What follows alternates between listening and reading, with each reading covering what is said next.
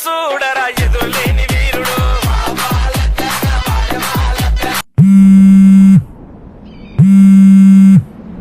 అన్నా రేయ్ డబ్బులు ఎప్పుడు ఇస్తావు?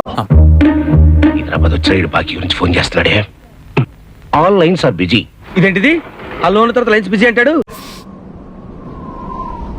మరి నా డబ్బులు ఎప్పుడు ఇస్తావరా?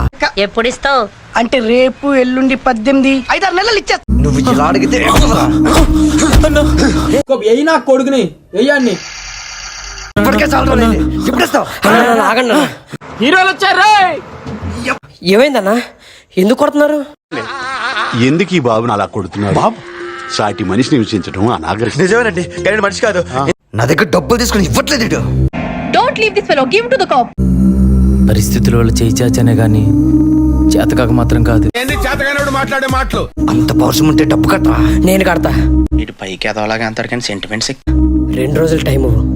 నీకు ఇవ్వాల్సిన డబ్బులే కాదు ఎక్స్ట్రా కూడా ఇస్తా. వడ్డీ అవసరం లేదు, నువ్వే ఉంచుకో.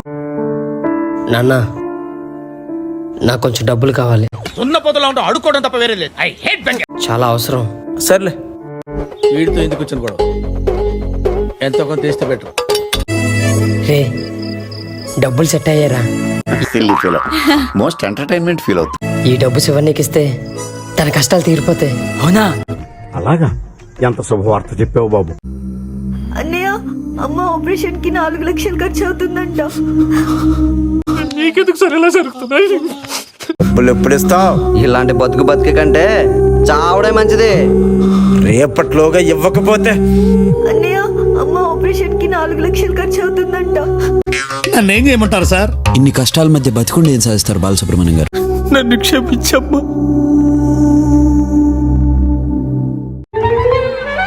నేను ఊరేసుకుంటున్నాను.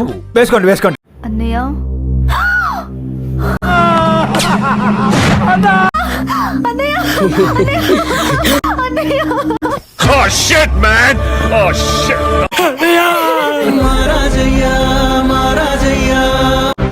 ఆ ఏడుపుకి నా లివర్ కరిగిపోయింది. లివర్ కరిగిపోయిందా? అవును,